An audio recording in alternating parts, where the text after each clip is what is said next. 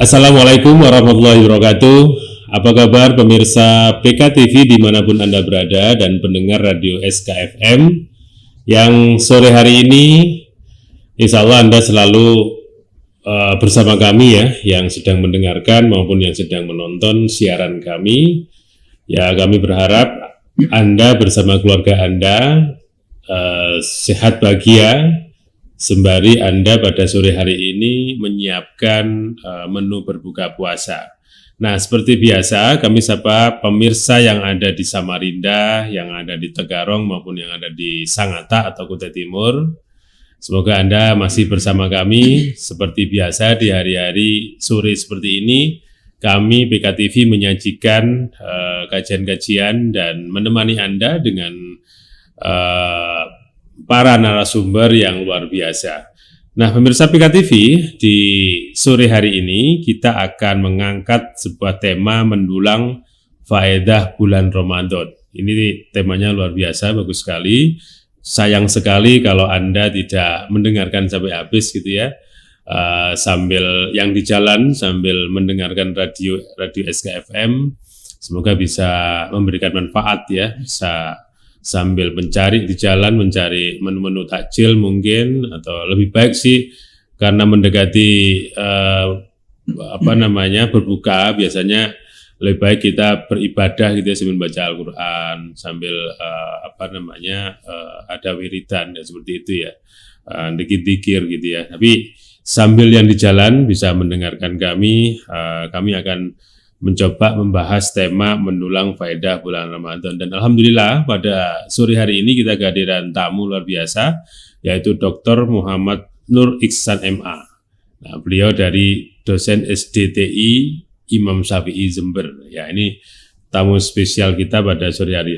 Langsung saya sapa. Assalamualaikum Ustaz. Waalaikumsalam warahmatullahi wabarakatuh. Sehat selalu Pak Ustaz ya. Alhamdulillah. Barakallahu fiik. Iya.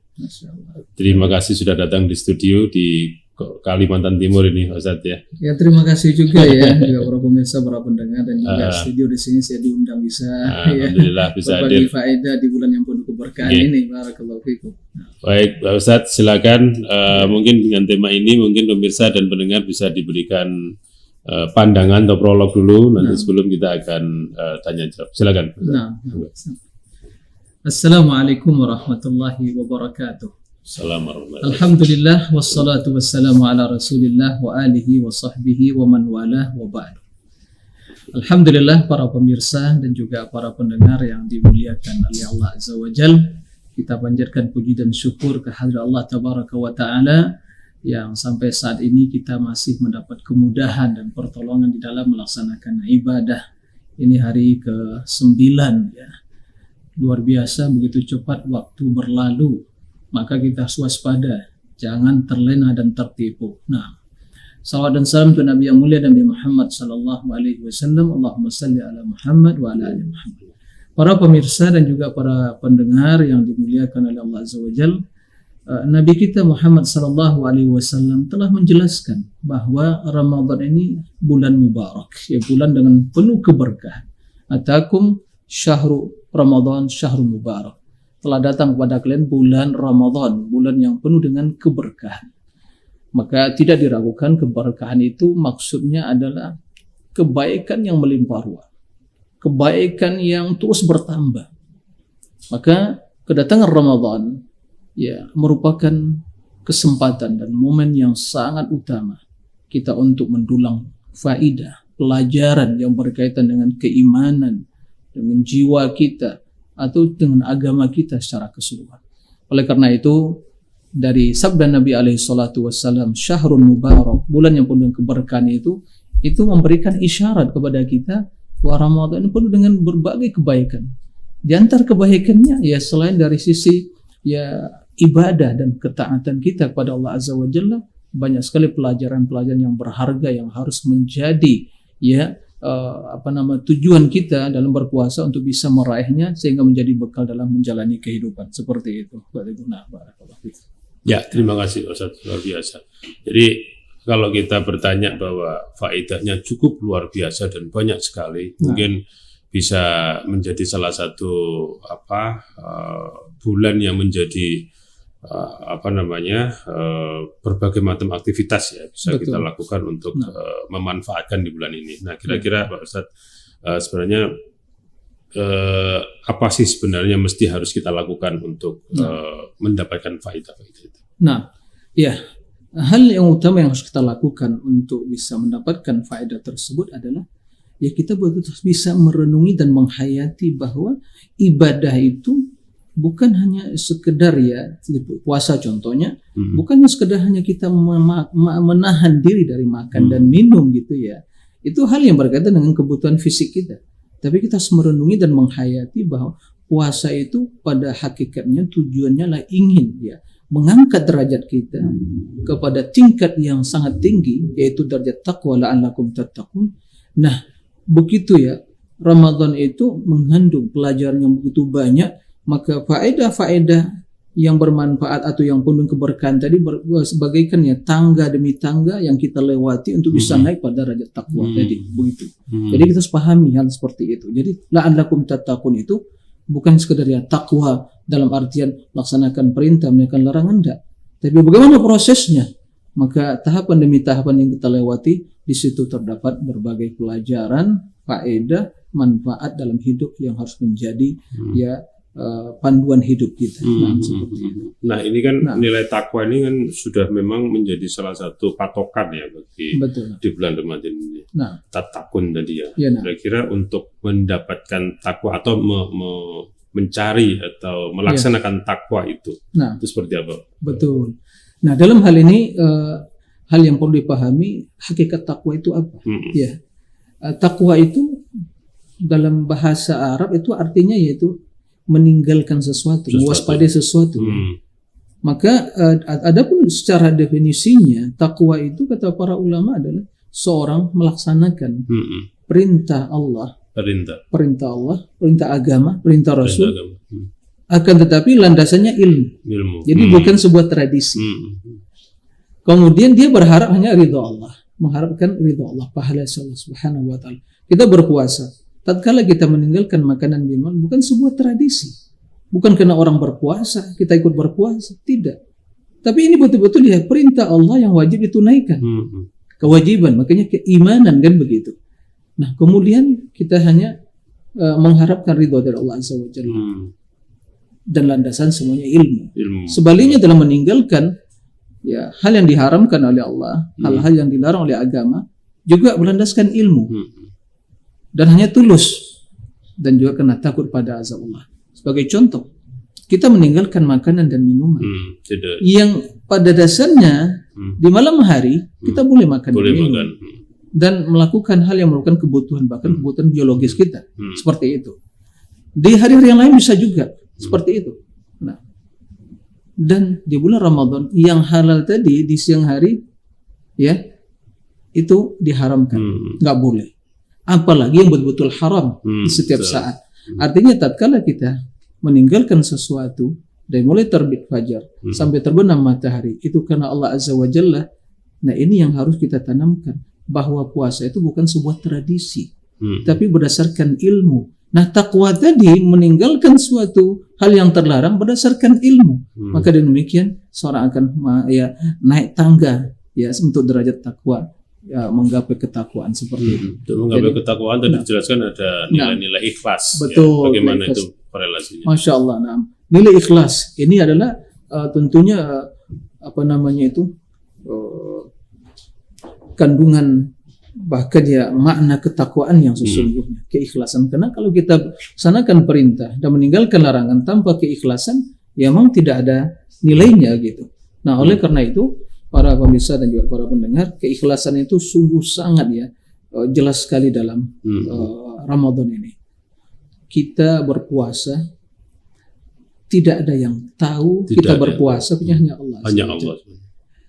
Kalaupun kita di bulan Ramadan semua orang berpuasa, tapi seseorang yang begitu dia masuk ke rumahnya, masuk kamarnya, di dalamnya mungkin sudah disediakan minuman, makanan dan semua, dia makan dan minum, gak ada orang yang tahu. Akan tetapi dia yakin Allah yang Maha Kuasa memantau dia, memperhatikan dia. Maka dia tinggalkan untuk siapa? Allah. Nah, di sini kita ambil pelajaran Pak Teguh bahwa ya para pemirsa meninggalkan sesuatu larangan itu tidak cukup hanya sekedar karena tidak ada kesempatan, Iya. atau mungkin karena takut pada orang lain, tidak. Ada kesempatan, akan tetapi kita tinggalkan. Kenapa? Karena betul-betul tulus karena Tulus. Allah. Allah yang memantau, begitu. Maka pelajaran yang sangat berharga, ternyata meninggalkan suatu dosa dan maksiat itu harus ikhlas, bukan sebuah tradisi. Sekarang kalau meninggalkan suatu yang terlarang, tapi karena mungkin saya takut kepada Pak Teguh misalnya, atau ada yang menyaksikan, gitu ya. Takut misalnya seorang anak meninggalkan suatu hal yang dilarang oleh Allah karena takut pada orang tuanya, atau murid takut pada gurunya, tidak bernilai ibadah. Kapan bernilai ibadah? Tatkala betul-betul berniat meninggalkannya. Nah, inilah sesungguhnya makna keikhlasan. Sehingga dalam hadis disebutkan Nabi SAW bahwa puasa itu spesial bagiku, kata Allah. Begitu. Kenapa? Karena seorang hamba meninggalkan suatu yang diharamkan dalam agama ini, hal-hal yang membatalkan puasa, lillah, li ajli taraka ta'amahu wa syarabahu wa syahwatahu min ajli. Dia tinggalkan makanan, minuman, dan juga syahwat nafsunya karena aku, kata Allah Azza wa Jalla. Jadi ini betul-betul menanamkan ya keikhlasan bagi kita di dalam menjalani hidup ini, terutama dalam beribadah kepada Allah Azza wa Jalla. Nah, dan itu karena itu sebenarnya kan kita berpuasa sudah lama ya, betul. Tapi tetap itu harus kita ajarkan pada lingkungan ya tentang keikhlasan. Betul. Nah, bahkan ya seorang mukmin itu dalam hidup ini dia selalu berpuasa. Berpuasa dari hal-hal yang haram. Iya. Bahkan dahulu sebagian ulama kita, orang-orang solihin, mengatakan bahwa seorang mukmin itu ya dia selalu berpuasa, sepanjang hidupnya dia berpuasa. Kapan dia hanya bisa berbuka? Setelah datang ajal. Apa maksudnya? Dia selama hidup ini dia sebagai abdulillah, hamba Allah. Banyak rintangan, banyak hal diharamkan. Dia harus berpuasa dari itu semua. Ya, sepanjang hidupnya. Sampai kapan? Sampai ajal, kematian datang menjemputnya. Udah. Di situ dia udah selesai mengakhiri ya puasa tersebut. Dia berbuka yang akan mendapatkan pahalanya nanti di sisi Allah Azza wa Jalla. Kan begitu. Ya, selanjutnya dalam mengambil faedah di bulan Ramadan ini ada selalu harus bersikap sabar. Betul. Nah, ini bagaimana pemahaman sabar ini kalau kita kaitkan dengan Ramadan? Iya, ini subhanallah, ini luar biasa, pelajaran sangat berharga ya. Bahkan Nabi SAW ya menamakan bulan Ramadan itu dengan bulan kesabaran. Ya, syahrus sabri. Ya, bulan sabar. Ya, berpuasa di bulan kesabaran. Dan kesabaran itu ibadah. Dan sebab sabar itu adalah menahan diri dari melakukan sesuatu yang dimurkai oleh Allah Azza wa Jalla, ya. Dan itu semua ya akan membuat diri kita akan terus mengontrol diri kita agar tidak menyelisih aturan agama dan syariat, sehingga betul-betul kita siap menghadapi berbagai cobaan dan ujian. Nah, dalam berpuasa, kita berpuasa. Kalau ada orang yang mencela, orang yang mengajak untuk berantem, apakah kita ikut? Oh iya, saya mampu, saya lebih kuat dan bisa yang mengalahkan. Tidak bisa. Dia mencaci, kita juga mencaci, tidak boleh. Sabar, tahan diri. Kenapa? Karena dalam hadis sebutkan, bila ada seorang mencelamu, memaki, mengajak untuk berantem, apa yang dilakukan? Katakan kepada saya berpuasa. Ini luar biasa penanaman nilai kesabaran dalam diri kita. Kemudian juga kita meninggalkan makanan dan minuman dan seluruh yang diharamkan oleh Allah Azza wa Jalla tatkala kita berpuasa. Kalau tidak sabar, begitu melihat makanan dan minuman yang lezat dan makanan yang masya Allah gitu ya, udah seketika akan kita makan. Tapi ini kesabaran, lihat gimana rasa lapar, capek, letih, kan begitu. Nah, sabar, semua dikekang. Maka seorang yang bila berhasil menjalani puasa Ramadan ini selama 30 hari atau 29 hari, itu subhanallah akan menjadi orang yang menamatkan mungkin training selama 30 hari, dan di antara nilai kesuksesan yang sangat berharga mendapatkan sertifikat sabar. Sabar. Apalagi dalam hidup ini kita akan menjalani berbagai rintangan dan cobaan. Tanpa sabar tidak akan mungkin kita berhasil dalam menjalani hidup. Luar biasa. Pemirsa PKTV, menarik sekali apa yang sudah disampaikan oleh Ustadz. Jadi yang paling penting tadi bagaimana mengambil faedah itu di bulan Ramadan pada tadi yang saya tanyakan terkait kesabaran dan bagaimana kita ikhlas. Nah, nanti bagaimana selanjutnya kita akan coba setelah pesan-pesan berikut ini tetap di Syiar Ramadan.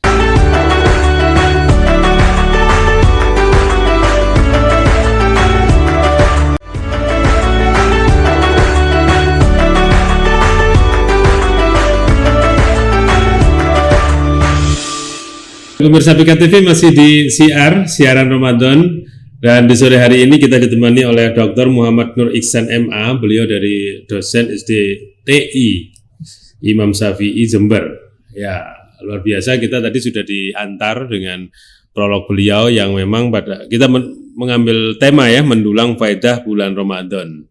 Tadi sudah dijelaskan tentang bagaimana cara kita meraih faedah di bulan ini. Banyak contoh-contohnya tadi disampaikan dan saya akan lanjutkan perbincangan ini, Pak Ustadz. Ya, nah. Kira-kira dari sebuah bulan ini kan, bulan Ramadan ini memang kalau diambil faedahnya dari bermacam-macam ya, saya kira sebagaimana saat ini kita itu juga peduli dan kasih sayang ya terhadap sesama kita ya. Bagaimana melakukan itu? Kadang-kadang kan ada yang ya namanya zaman sekarang ini bagaimana sudah diminta untuk selalu peduli, tapi kepeduliannya juga hanya sekedar kata-kata saja gitu ya. Mungkin bisa diterapkan seperti apa kira-kira? Nah, ya. Baik, Masya Allah, luar biasa ya. Jadi sesungguhnya ya Ramadan ini para pemirsa ya dan juga para pendengar rahimakumullah, menumbuhkan dalam diri kita rasa empati, kepedulian, bahwa kita hidup ini bukan sendirian, tapi kita hidup bermasyarakat, bersaudara kaum muslimin. Nah, kaum mukminin itu bagaikan ya, sebagai kata Nabi SAW, bagaikan ya tubuh yang satu. Ya, salah satu bila merasakan sakit maka yang lain akan ikut merasakan sakit. Nah, Ramadan ini menumbuhkan jiwa persaudaraan. Jiwa persaudaraan dalam tubuh kaum muslim. Kenapa tidak? Pertama, mereka semua berpuasa, begitu sahur dan mungkin sahur, kemudian begitu habis waktu sahur dan masuk subuh, semua stop. Ya kan? Stop semua, nggak boleh makan. Nggak boleh makan. Nanti begitu juga, begitu azan semuanya berbuka, nggak boleh tunda lagi.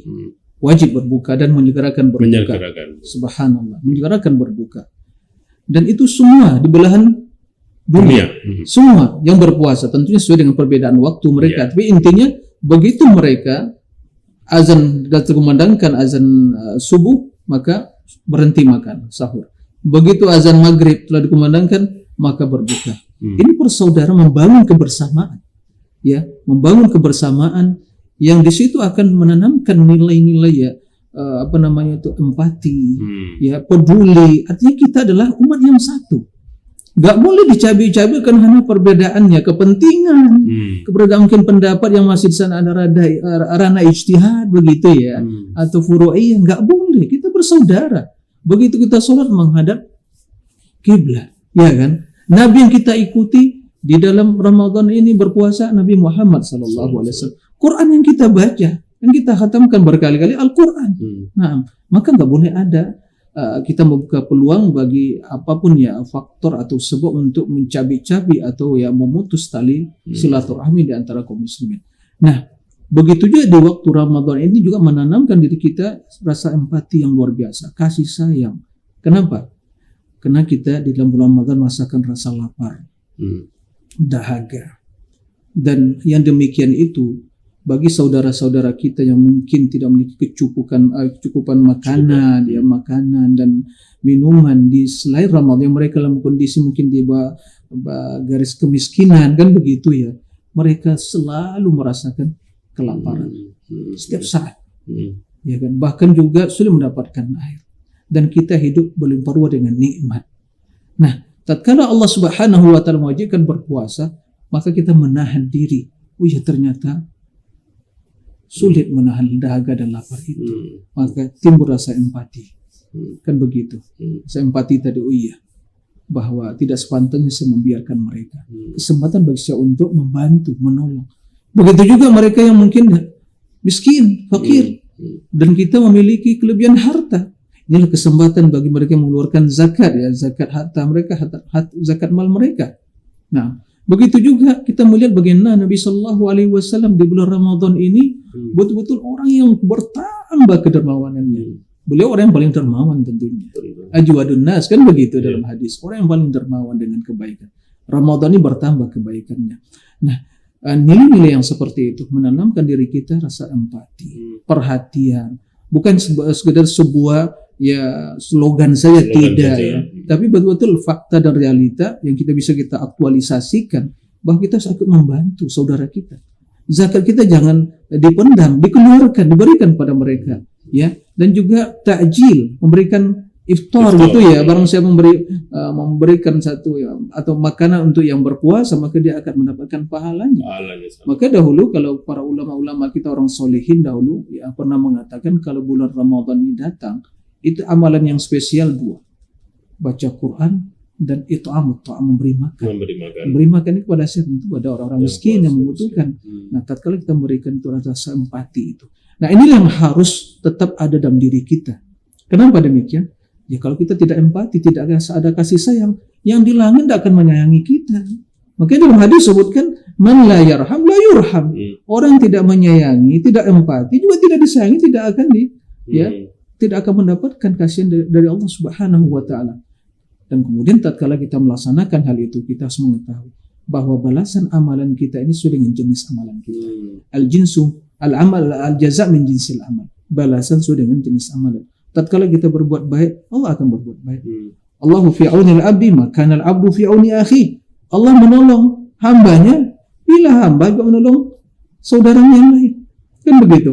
Tatkala kita menyayangi, empati, kemudian muncul ya kasihan, sayang, ya, itu adalah ibadah. Maka juga Allah akan menyayangi kita. Allah akan merahmati kita. Dan begitu seterusnya. Jadi nilai itu yang harus kita renungi dan kita hayati, kemudian kita aplikasikan dan aktualisasikan dalam kehidupan yang nyata dalam keseharian kita. Dan di bulan Ramadan pastinya lebih besar. Lebih besar. Nah, ini harus dipertahankan. Dipertahankan. Jangan setelah Ramadan semua nilai itu kita tinggalkan. Nggak boleh seperti itu, ya kan? Nah, jadi setelah Ramadan terus ini adalah. Iya, terus dilanjutkan. Ya. Seperti itu. Faedahnya juga di dalam Ramadan juga berlomba-lomba untuk tadi berdoa ya. Betul. Kira-kira bagaimana ini? Ya, subhanallah para pemirsa dan juga para pendengar rahimakumullah. Dalam konteks ayat tentang puasa Pak Teguh, yaitu di situ terdapat ayat yang menjelaskan tentang berdoa. Okay. Jadi Allah menyebutkan ya, wa idza sa'alaka ibadi anni fa inni qarib. Ujibu da'watad da'i idza da'an. Falyastajibu li wal yu'minu bi la'allahum yarshudun. Apabila wahai Muhammad hambaku bertanya tentang aku, katakan aku dekat, mengabulkan doa orang yang berdoa. Maka hendaklah mereka juga memperkenankan permohonanku, kan begitu. Nah, kata para ulama, apa korelasinya antara ayat ini yaitu memerintahkan untuk berdoa dan Allah akan menerima doa seorang hamba dengan ayat yang sebelumnya yang menjelaskan tentang kutiba alaikumusiyam syahrul ramadan alladzi unzila fihi al-Qur'an, kan begitu. Ini dalam konteks puasa. Kata para ulama ini menjelaskan bahwa doa di bulan Ramadan ini adalah suatu ibadah yang spesial. Yang sangat spesial. Bahkan doa itu merupakan ibadah. Dan senjata seorang mukmin untuk meraih kebaikan di sisi Allah Azza wa Jalla. Tidak ada senjata. Ya, faktor yang lebih utama, sebab yang lebih utama, yang mulia untuk meraih kebaikan agar Allah menurunkan kebaikan yang ada di sisinya kepada seorang hamba daripada berdoa. Bagi orang yang berpuasa, doa yang tidak ditolak. Walis-shaimi da'watun ya la turad. Orang yang berpuasa memiliki doa yang tidak ditolak. Begitu juga ya dalam keseharian kita, dalam banyak momen waktu yang mulia, di penghujung malam, waktu sahur, sebelum terbit fajar, berdoa kita. Sewaktu berbuka berdoa, dan banyak kesempatan kita berdoa, kan begitu. Nah, ini mengajarkan pada kita pelayan sangat berharga bahwa kita tidak bisa terlepas dari doa. Dan doa itu adalah senjata kita. Bahkan Allah kalau kita tidak memohon kepadanya, Allah murka. Allah senang itu kalau kita berdoa ya Allah, ya Rahman, ya Rahim. Kenapa? Karena itu menjelaskan bahwa si hamba ini betul hamba yang lemah, yang membutuhkan pertolongan Allah. Tapi kalau orang tidak berdoa dia sombong. Kenapa? Memang enggak merasa butuh kepada Allah Azza wa Jalla. Arti kan kesombongan.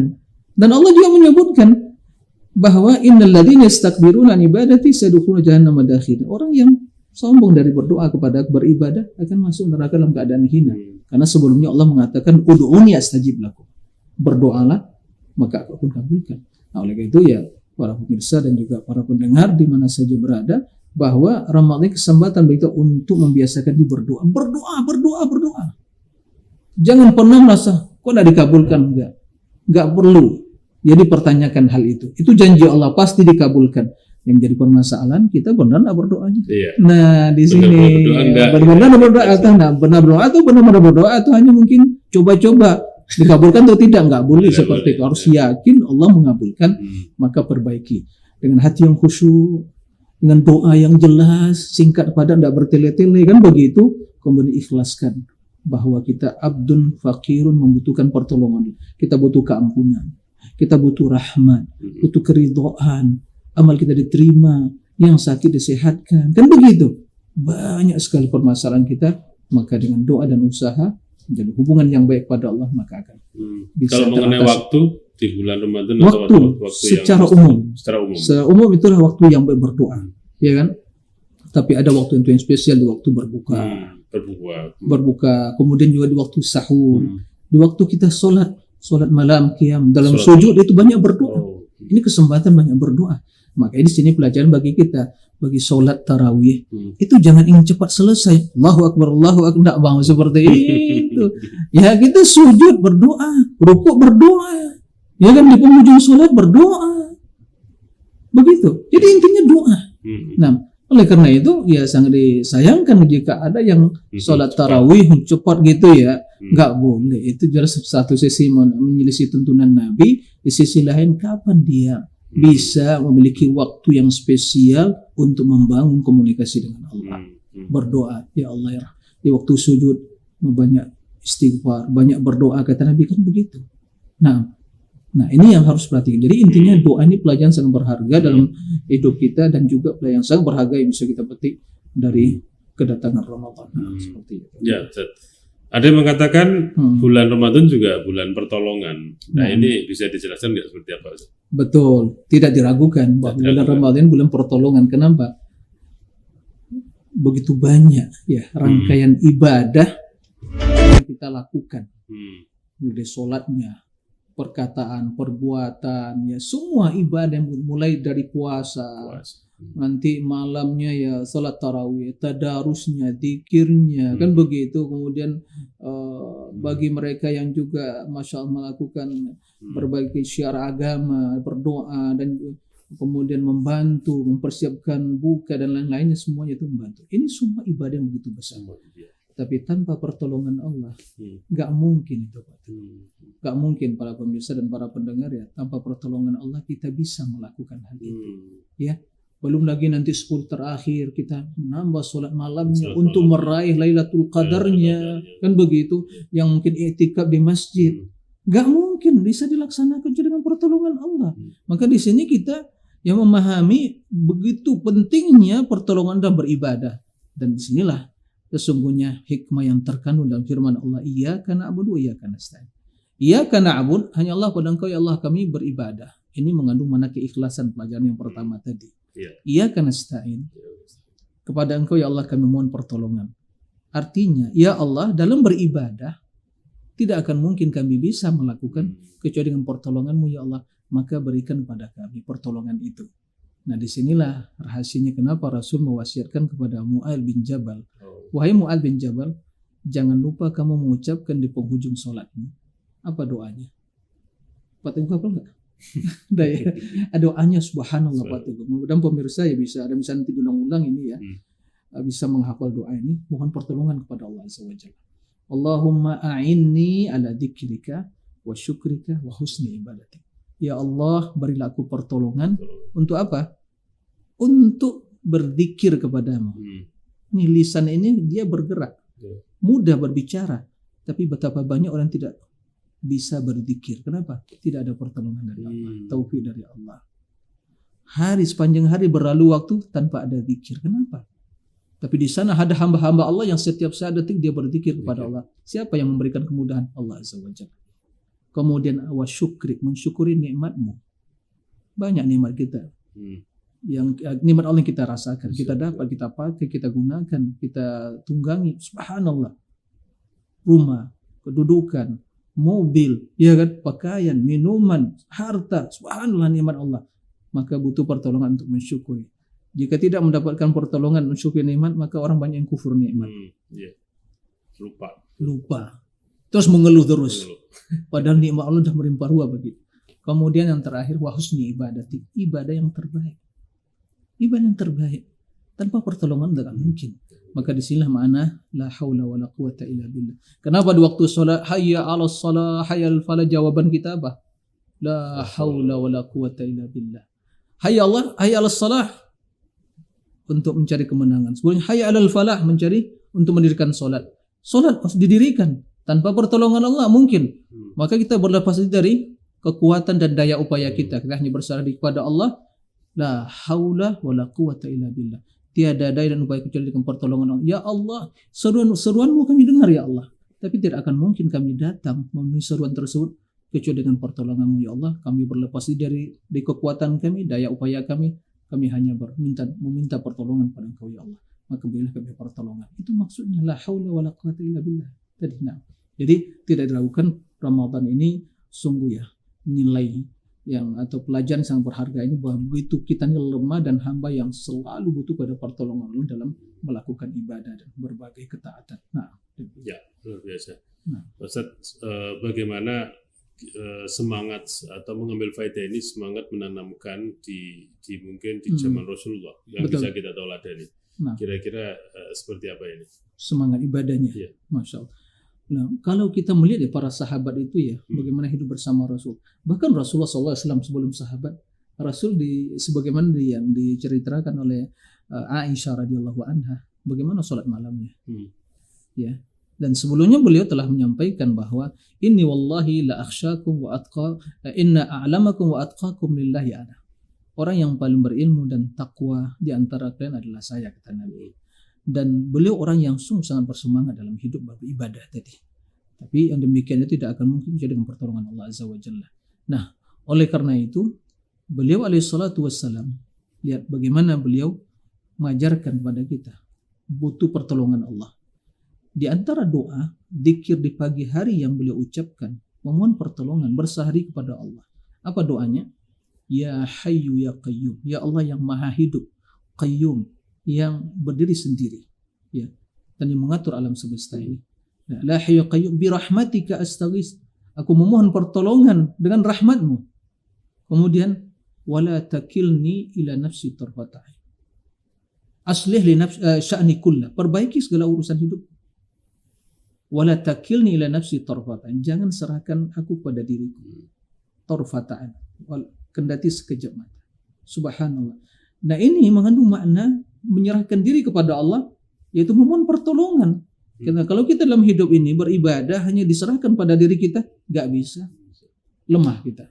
Maka beliau memohon pertolongan. Di setiap pagi dan sore beliau mengucapkan hal itu. Ya Hayyu ya Qayyum bi rahmatika astaghits aslih li sya'ni kulli wa la takilni ila nafsi tarfata ain.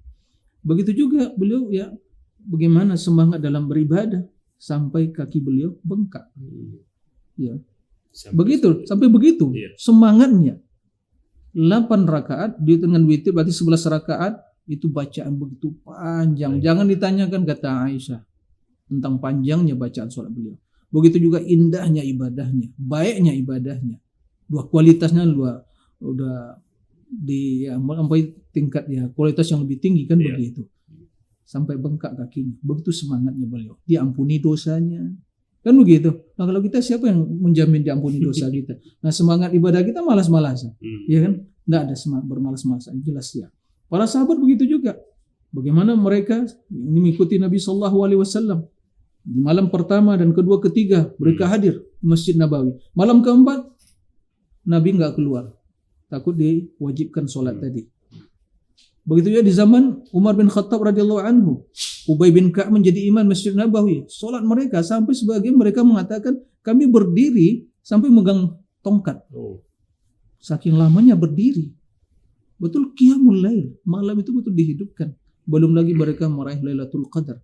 Jadi semangat ya memohon pertolongan pada Allah dan semangat untuk beribadah itu memang ya harus ya terus kita pupuk dan kita tanamkan. Dan memang ya contoh kita dalam hal ini ya Nabi SAW dan para sahabatnya, bagaimana mereka bersemangat dalam baca Al-Quran. Berulang kali mereka mengkhatam.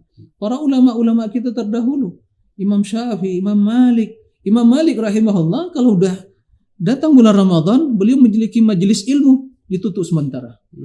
Sampai selesai Ramadan, beliau fokus baca Al-Quran. Imam Syafi'i berulang kali mengkhatam Al-Quran. Dan imam-imam yang lainnya. Jadi bagaimana semangat mereka? Karena tanpa semangat, ya azimah. Semangat itu punya azimah yang kuat untuk melakukan dan iradah, keinginan yang kuat untuk melaksanakan. Itu yang semangat tadi. Nah itu semua tidak akan mungkin kecuali dengan bimbingan Allah dan keyakinan kita atau pemahaman kita terhadap kebutuhan kita kepada ibadah itu. Jadi kita yang butuh. Nah, siapa yang nanti akan menemani kita di alam kubur? Siapa yang nanti akan menjadi ya sebab menyelamatkan kita di akhirat? Gak ada kecuali amalan kita. Nah oleh karena itu kalau kita ya, kenapa kita bermalas-malasan?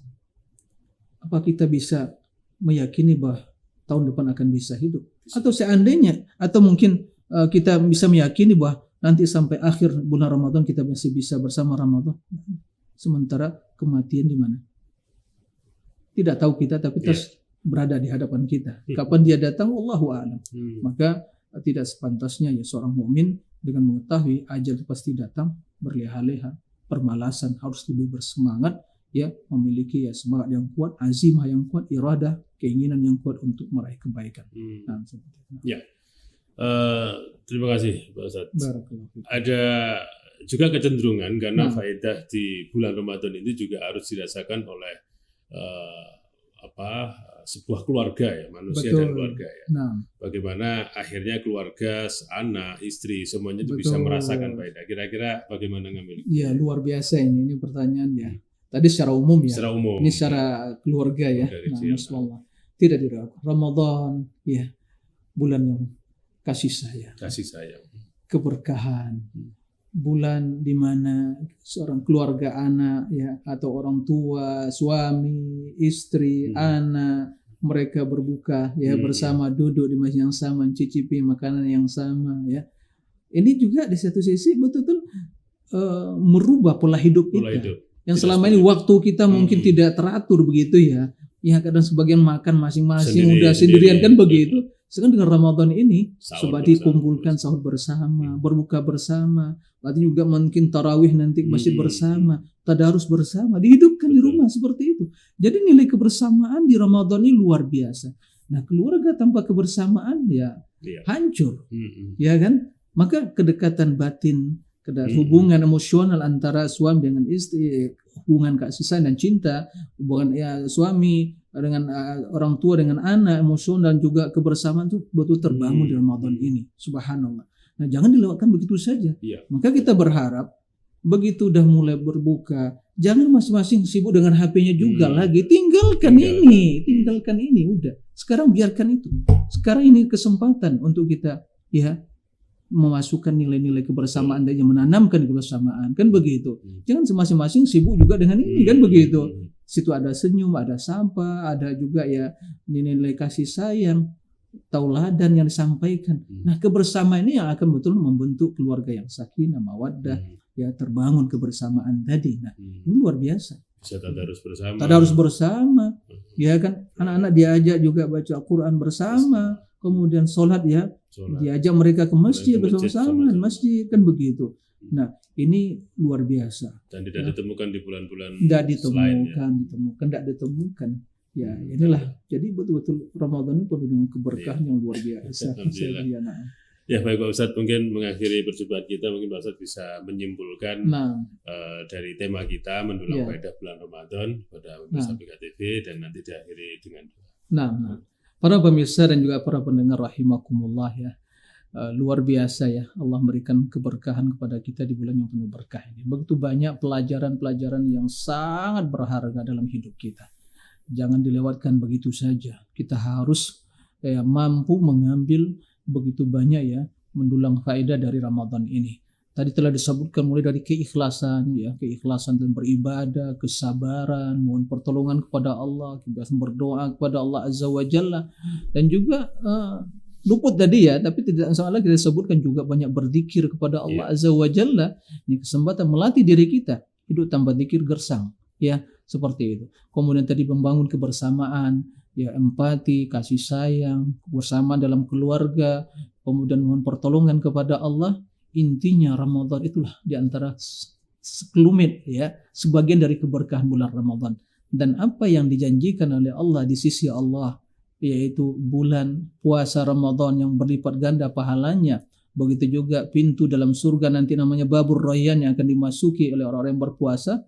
Itu hal yang sungguh lebih ya dari apa yang mungkin kita rasakan di dunia ini. Oleh karena itu, berpuasalah sesuai dengan tuntunan Nabi SAW, penuh dengan keikhlasan, dan ambil pelajaran dari setiap ritual, setiap kegiatan, aktivitas di bulan Ramadan ini untuk menambah keimanan dan ibadah kita, yang demikian itu merupakan tahapan demi tahapan yang kita lewati untuk sampai pada derajat takwa. Semoga Allah memberikan pertolongan kepada kita semua. Ya, kita berdoa kepada Allah Azza wa Jalla, semoga Allah memberikan kemudahan, pertolongan kepada kita semua. Allahumma a'inna ala dzikrika wa syukrika wa husni ibadatik. Allahumma ati nufusana taqwaha wa zakkiha anta khairu man zakkaha anta waliyuha maulaha. Allahumma a'inna على الصيام والقيام وقراءة القرآن وجميع أعمال الصالحة يا رب العالمين. اللهم تقبل منا إنك أنت السميع العليم وتب علينا إنك أنت التواب الرحيم. اللهم آت نفوسنا تقواها وزكها أنت خير من زكاها أنت ولي ومولاها. اللهم يا مقلب القلوب ثبت قلوبنا على دينك. اللهم يا مصرف القلوب صرف قلوبنا إلى طاعتك. ربنا هب لنا من أزواجنا وذرياتنا قرة أعين وجعلنا للمتقين إماما. ربنا تقبل منا إنك أنت السميع العليم وتب علينا إنك أنت التواب الرحيم. اللهم اغفر لنا وتب علينا إنك أنت التواب الرحيم. ربنا ظلمنا أنفسنا وإن لم تغفر لنا وترحمنا لنكونن من الخاسرين. ربنا آتنا في الدنيا حسنة وفي الآخرة حسنة وقنا عذاب النار. وصلى الله وسلم بنا محمد وآله وصحبه وسلم والحمد لله رب العالمين. Demikian pemirsa. Wassalamualaikum warahmatullahi wabarakatuh. Waalaikumsalam warahmatullahi wabarakatuh. Terima kasih Pak Ustadz sudah memberikan berbagi ilmu ya kepada pemirsa PKTV. Semoga pemirsa PKTV di Kalimantan Timur ini mendapat faedah dari apa yang disampaikan. Barakallahu fiikum jami'an. Makasih. Demikian pemirsa PKTV apa yang sudah disampaikan Dr. Muhammad Nur Ihsan MA dari SDTI Imam Syafi'i Jember. STDI, maaf, STDI dari Jember, STDI Imam Syafi'i Jember ya. Ya, luar biasa jauh-jauh datang ke Kaltim sudah berbagi ilmu kepada Anda pemirsa PKTV. Tentunya saya mengajak mari kita berlomba-lomba untuk beribadah di bulan ini. Sayang kalau bulan ini kita lewatkan begitu saja. Itu yang tadi pesan singkat yang akhirnya saya tangkap. Mari kita memperbanyak gitu ya, memperbanyak zikir, memperbanyak ibadah, berbaik kepada orang semuanya karena faedahnya di situ. Yang nilai Allah, kita yang melaksanakan. Demikian syiar kita pada sore hari ini. Kita akan ketemu lagi di esok hari. Semoga kita bisa bergabung kembali bersama-sama untuk mendengarkan kajian-kajian yang disampaikan oleh siaran PKTV dan pendengar radio SKFM dimanapun Anda berada. Saya Teguh Suwarjono, mewakili seluruh kerabat kerja pamit undur diri. Terima kasih. Wassalamualaikum warahmatullahi wabarakatuh. PKTV Gereja Benih.